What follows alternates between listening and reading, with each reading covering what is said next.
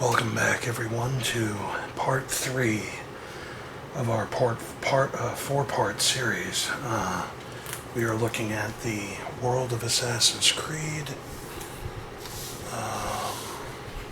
Valhalla, Journey to the North, Logs and Files of a Hidden One. So let's go into Chapter 3, which is the Viking Settlement.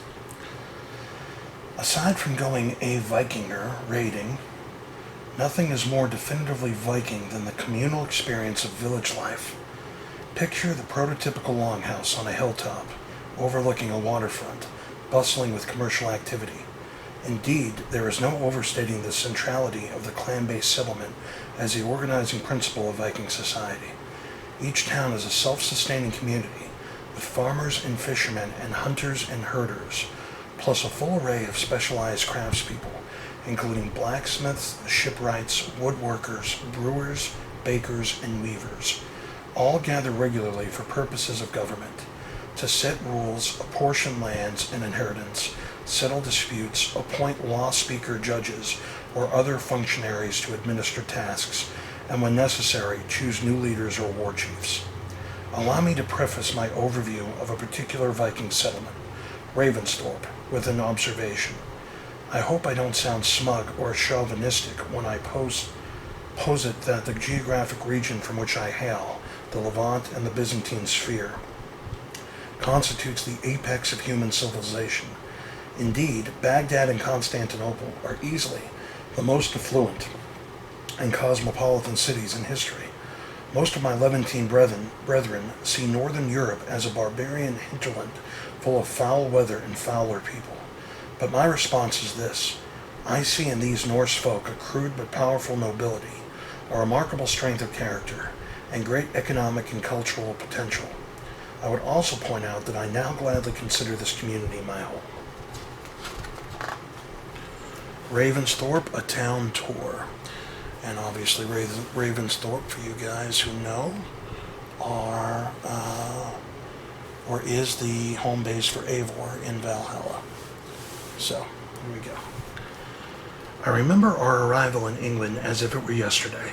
The winds were light as we tacked southwest into the mouth of a great waterway, the Nene River. Sigurd called it. Years earlier, the Raven Prince had spent a season bivouacked here with the Ragnarsson's army, a stopover on his long sojourn to Constantinople. Now here it says Sigurd Styrbjörn. First met as he was mooring his longship in the Golden Horn harbor of Constantinople. The Vikings call it Milkogard, the great city. This Prince of Norway immediately caught the attention of my mentor Basim. Sigurd of Fornburg was one of the most interesting young leaders we'd ever met. Affable yet canny, open-minded yet steadfast in his core beliefs. His intellectual curiosity about all aspects of the Byzantine capital and its role as a strategic counterweight to our Abbasid Caliphate impressed me greatly. He had a gift for quick, insightful assessments of what is important. Sigurd's general enthusiasm reminded me of a favorite aphorism by the Greek sage Heraclitus, I guess. Man is most nearly himself when he achieves the seriousness of a child at play. Indeed, such a temperament seems essentially Viking in nature. The almost childlike joy with which Norsemen engage in everything, from dining and craft work to hunting and warfighting, is wondrous to behold. In any case, I saw Sigurd as a natural ally against our foes in the Order of the Ancients, but Basim saw something more, something inherent in Sigurd's very being, something very nearly spiritual, it seems. Just upriver, not far past the spire of Medisandmate Abbey, we found Halfdan Jarl's abandoned overwintering camp on the north bank, nestled in a copse of trees. This became the site of Ravensthorpe, home of the Raven clan. On that founding day, Sigurd delivered perhaps the best expression of the Viking communal spirit I've ever heard. After inviting two newcomers, the Eastern merchant Janli and the Saxon stableman Rowan, to join our fledgling community, Sigurd turned to the rest of us and said, "From strangers into friends into family. In all that we do here, let us lead with hands extended before we raise our axes." Common areas. Longhouse and Great Hall. The longhouse is the community center of the Viking settlement. Built from large timber beams and sometimes decorated with ship parts, this long rectangular building typically features an open central space called the Great Hall that serves many roles. It can host clan gatherings and feasts, leadership meetings, and military planning sessions. It also functions as a secure storage facility for critical village supplies, crops, and tools, and as a sturdy stronghold in case of attack. Each longhouse's signature architectural design and decorative elements, colors, banners, engravings, frescoes, wood carvings, etc., also express the settlement's sense of a distinct identity. Docks. The Norse economy is so dependent on fishing, sea trade, raiding, and other maritime activity that you'll find most thriving Viking settlements built right on the water, whether seacoast or riverbank. Viking ships have shallow hulls, so they can be hauled ashore relatively easily, but most port towns like Ravensthorpe construct sturdy fixed waterfront docks to facilitate easy cargo loading and unloading. Builders sink heavy pilings deep into the riverbed, tie them together with a network of struts, and then nail a platform of wood planks on top to provide a walkway with remarkable stability. Vikings are such fearless seafaring traders that their fleets provide most of the actual transit of goods and mercantile exchanges with Eastern merchants. Vikings load their boats at docks like these with local exports, furs, tusks, amber, and the like, for transport to Eastern markets, where the actual trading occurs. Then the Viking traders bring home their haul of Levantine and Far Eastern imports, silk, spices, silver coins, gems, and jewelry. As a result of this Viking-initiated trade flow, Eastern merchants have no need to explore Northern European trade routes themselves. And why visit otherwise? It's too cold and barbaric up here. At least that's what we've been told for decades. This explains why Jan Lee and I are the only two exotic townsfolk in Ravensthorpe. Randvi. Randvi, wife of Sigurd, is the formidable Raven clan chief who keeps track of the strategic situation on her alliance board in the Ravensthorpe Longhouse. Her network of scouts, led by Sunniva and Norvid, keep tabs on regional political and social developments in every shire across England's 4 kingdoms. Indeed, Randvi's strategic savvy is truly invaluable. Her abiding respect and fondness for Eivor, reciprocated in kind, has bonded the two together into quite a charismatic and effective leadership team. Spoiler alert, towards the end of the game, there's a way that you can actually have sex with Randvi, and she cheats on her husband Sigurd, which is your stepbrother, basically. Well, not even stepbrother. I guess it's stepbrother, but you were adopted, so I don't know how that really works. Shops. Trading post. The merchant Jan Lee's commercial success arises from her keen understanding of the regional trade flow, as described above. A fearless world traveler, she first came to England from her home in Zhongzhou to build a rate trading network, importing items from the Orient and other exotic places. Invited by Halfdan Jarl to trade with his great heathen army, she arrived too late at his winter camp. The Vikings had already moved north, leaving an abandoned outpost overrun by ragtag local gangs. The scurrious Saxon brigands robbed Yanli of her goods and planned to sell her as a slave, but our fortuitous arrival rescued her from that fate. Sigurd invited her to establish a trading post in his newly founded settlement. The shrewd woman buys and sells many common and uncommon goods in her well-stocked depot: gear, rations, leather, orris and ingots, personal cosmetics including hair dyes and some rather unsettling tattoo designs, arrows for one's quiver, and an assortment of runes said to add efficacy to weapons and armor. Yanli also sells schematics for the clan's longships or distinctive additions to the settlement grounds, things like sculptures, tombstones, and wells. My favorite items are her scrolls listing fantastic fishes and where to find them. If you have a hunger for brown trout or shad or eel, these documents show where best to fish for them. Fishing hut. Arth and his grandfather Merton, a man of few words, nay, of no words, operate the village fishery. Bring them fish and they'll pay you fairly. Young Arth is a precocious and sociable child, and even Merton admits that his grandson is more of a people person than is the old man. Arth maintains a special fondness for Eivor and enjoys her regular patronage, abetted by Merton's gift of a fishing rope to the Viking leader. Hunter's Hut. Wallace is said to be the finest tanner and taxidermist in all of England, while Petra is a highly skilled hunter with an eye for trophy kills. If you're capable enough, Petra may bid you join her on elite hunts. Wallace trades rewards, such as runes or ingots, for delivery of special items, like reindeer antlers, wolf claws, boar tusks, or deer hooves. He also seeks the pelts of legendary animals. He keeps a careful log of these special creatures. If you can bag one, Wallace mounts it as a keepsake trophy for the Longhouse. Grain Farm. I must admit, after growing up in the fertile crescent of my Mesopotamian homeland, the abundance produced by the Tigris-Euphrates river system is legendary. I fully expected to be unimpressed by the agriculture of these northern climes, but farming across the British Isles is surprisingly robust and productive.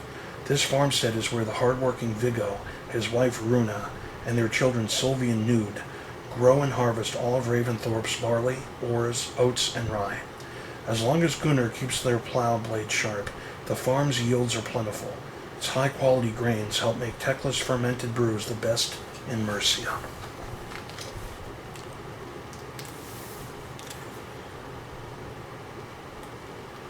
Let me add that I find Viking farmers to be such generous, humble, and agreeable folk.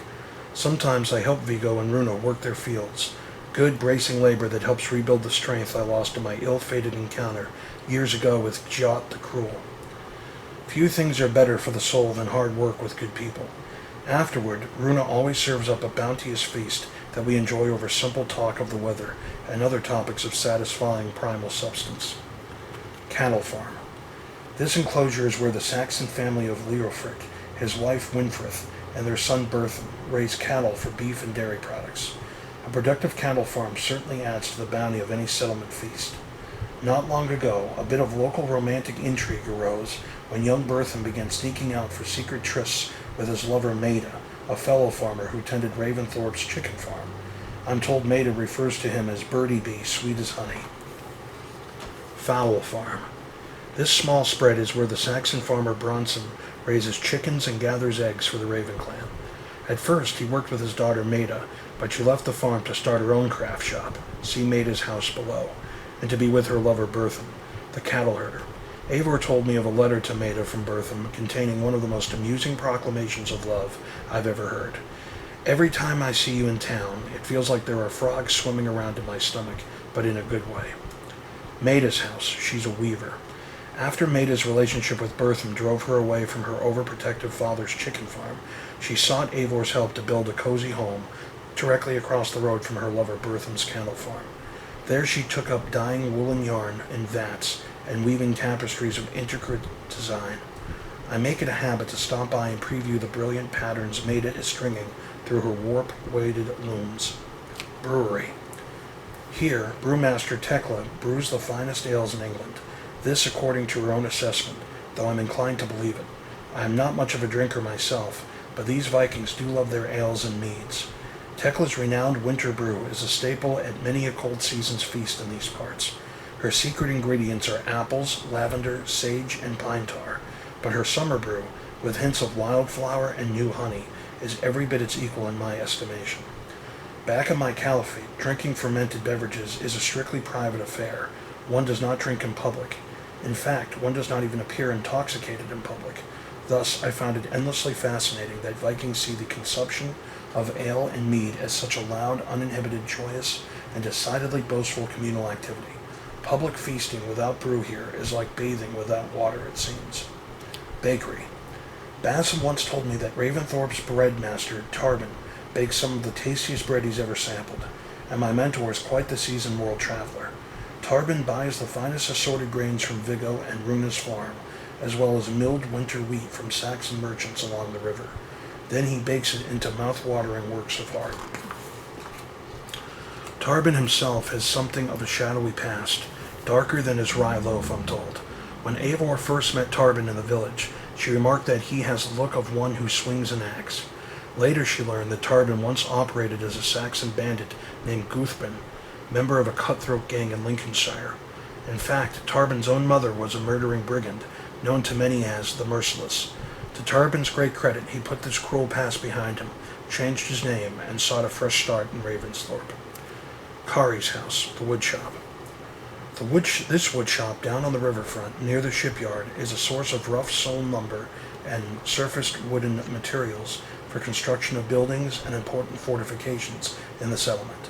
The resident Saxon carpenter Kari is a first-rate craftswoman. Eivor notes that her separation from her husband, a noted philanderer, has made her an even stronger and more self-assured woman. Special services. Blacksmith. A skilled blacksmith offers critically important services to any Viking community. Aside from the obvious importance of crafting dependable weapons and combat gear, a good smith can enhance gear quality using exotic resources like ingots of carbon, nickel, or tungsten. He may also adorn items with additional rune slots, so runes can be inserted for added efficacy.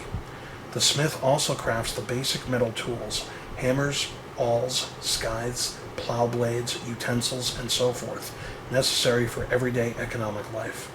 For these reasons, Gunnar, the only skilled blacksmith in Ravensthorpe, got considerable support from the Raven clan leadership in the village's early days. Sigurd and Randvi both tasked Eivor with helping Gunnar get his forge up and running quickly for the villagers. Supplies and raw materials pillaged from nearby Saxon monk huts like Alstray Monastery and Medismaid Abbey served in this regard. Soon Gunnar had a forge bigger and hotter than his old one back in Norway. Stable in Avery. A well-tended stable is a great boon to any village. In Ravensthorpe, Rowan is the town's Saxon stable hand and gamekeeper. He followed the sons of Ragnar across England, selling and training quality mounts for the Viking jarls and their war bands. As he told me, sold many a mare and stallion to the brothers. Good men, always paid me fair. Rowan handles horses with their preternatural ability to understand their needs and is masterful at training mounts for endurance and sweating. Rowan admits he grew up a sickly boy with a stammer, whose best friends, he says, were the town horses, the only ones who never teased me. He claims to understand horses when they speak, in the same way he does people. Rowan has just as deft a touch raising ravens, falcons, eagles, and other majestic birds of prey. His aviary is small but well tended, and he provides expert care for Eivor's remarkable bird Sunan. His advice: talk to your raven regularly. They like that. Shipyard. Gudrun and her husband Gudmund are brilliant shipwrights with great skill in designing and customizing Viking longships. They make a perfect team. Gudrun's focus is on the core construction of the vessel, and she's obsessed with crafting an efficient, functional boat. But her spouse is more of an artist with a flair for design, who gives each boat a distinctive personality. Indeed, Gudmund often tells his wife that the face of a longship conveys an essential message to all who view its arrival. Their young daughter, Ira, is one of the sprightly children who scamper daily through the township. Along with her friends Knud and his sister Sylvie, children of Viggo and Runa, the grain farmers, Ira keeps things quite lively. The trio once caught a passel of squirrels and let them loose in the shipyard. I found it quite amusing, although Gudrun most certainly did not. In my travels, I've always felt most natural and content in townships with happy, free-spirited youths roaming the community. Barracks. This facility is built for housing, training, and managing a ready militia of Viking raiders known as Jomsvikings. The barracks master, Edis, is a superb instructor and tactician who keeps Eivor's warriors in excellent fighting condition. Her goal: build the most vicious crew ever to sail the rivers of England. A note on Jomsvikings. These skilled and honorable fighters follow a strict code of conduct and dedicate their lives to battle. If you can afford their services, you'll find no better or more loyal warriors for your longship crew. Tattoo shop. Sivind and his apprentice Tove founded this service shop in Ravensthorpe earliest days. Svend was a true artist, well, if you think of human skin as a canvas. Indeed, Vikings believed that body art not only expresses one's inner self, referred to as one's hugr, but also enhances one's physical and mental skills in battle. Sven could execute any tattoo design, it seemed. He was also an accomplished barber, quite skilled with haircuts. The old man formed a fatherly bond with Tovi, and he mentored her until she too became a highly skilled tattooist and barber. Unfortunately, not long after the Raven clan's successful outreach into East Anglia in 873 CE, Sven died in his sleep. Tovi found it difficult at first to accept her mentor's passing, but with Eivor's encouragement, she took over Sven's role in the community. Cartographer. Here's a workshop unique among Viking settlements, untold, one that brings significant value to Ravensthorpe. Its young proprietor, a Norseman named Olsen, has traveled extensively across these British Isles and mapped everywhere he's been. Indeed, Olsen's amazing maps can help any traveler identify points of interest, including valuable items and resources in territories all over England. I must say, Olsen is a truly remarkable cartographer for a fellow with no formal training whatsoever. Back in the Levant, map-making is a highly intricate and complicated craft, requiring many years of apprenticeship and guidance, but Olsen seems to have an innate spatial awareness that imprints geography upon his mind and then translates it almost effortlessly onto parchment.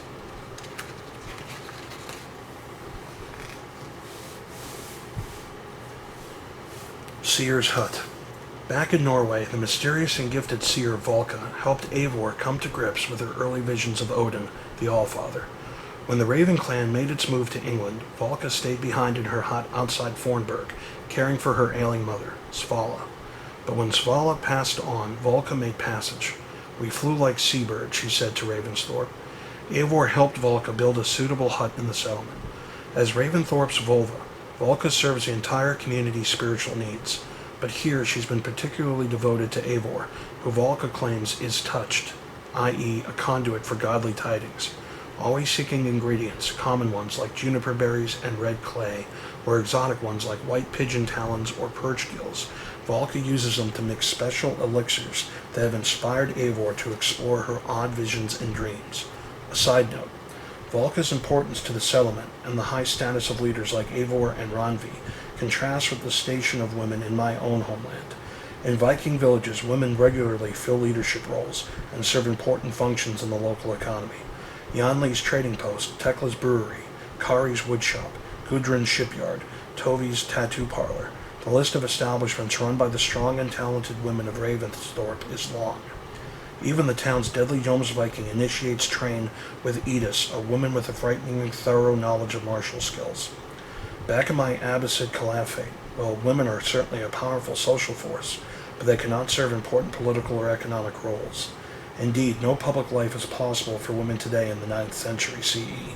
Truly, this seems a terrible waste of talent. Here, Viking women can even divorce their husbands. Such a thing would be unthinkable back home.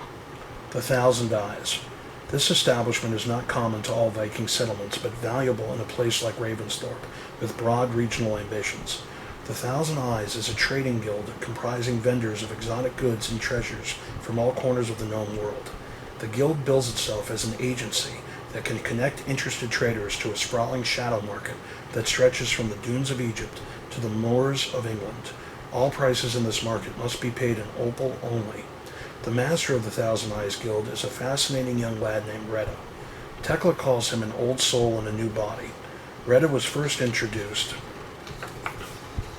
to me as a legend, a hero of the people, and the richest merchant west of the Indus. He claims to sell the finest and rarest items in the world, and boasts a network of associates in England, so-called eyes, all clad in attire similar to Retta's vestments, all seeking trade or special contracts. Hidden One's Bureau. Upon our initial arrival at the outpost that would become Ravensthorpe, my master Basim requested help in establishing a Hidden One's Bureau. This post would serve not only as our housing, but also as our Brotherhood's headquarters in England, a home base for our mission to eradicate the Order of the Ancients from these lands. Basim assigned oversight of its construction to me, and I gladly accepted. With Eivor's generous help, it has become a fine space for my work. Other town activities and points of interest. Museum. Stop by this gallery of Roman relics and say salve, hello. The proprietor, who goes by the almost comically ostentatious moniker of Octavian Claudius Britannicus, is in fact a Saxon named Osbert, an avid collector of Roman antiquities. He has accumulated an impressive treasure trove of statuary and other stuff dating back to the days of imperial rule. Indeed, many such ancient artifacts can be found scattered in Roman ruins across Britain's kingdoms. Bring them to Octavian, and he'll appraise and purchase them for a good price. Flighting. The venerable practice of flighting, A ritual battle of wits that features a poetic, stylized trading of insults has been a part of Viking tradition for centuries. In Ravensthorpe, winners gain prestige, prizes, and plenty of free mead. The settlement's resident master of wordplay is a clever fellow named Alvis, who tells me that flighting traces back to the very gods themselves. Apparently Loki was quite good at humiliating his fellow Aesir. Orlog. I'm none too keen on the dice game known as Orlog. I'm not much of a gamesman, and I always seem to lose. I'm not saying that Mundy cheats, but he certainly seems to win more than his share of rounds, more than seems warranted by random dice throws. But I've seen Eivor score plenty of Orlog wins, so perhaps there's an element of skill involved that I'm not mastering or even seeing. Alvis and Holger's house. Eivor helped these artistic siblings build a sturdy home tucked between Ravensthorpe's great longhouse and the crumbling Roman columns just beyond. Destined to be a haven for art and arguments, that is, for Holger's unique canvases and epic sagas, as well as Alvis's skaldic rhymes and flighting wordplay, the house has seen its share of drama. Holger has a penchant for borrowing inappropriate art supplies, like Gudrun's sailcloth or the tail hair of Rowan's horses. This often leads to disputes that must be adjudicated before the Jarl's seat in the Longhouse. And folks, that has been Chapter 3. Thanks for watching. Stay tuned. We will begin Chapter 4, The Viking Age, in our next video. Thanks for watching, guys. Bye.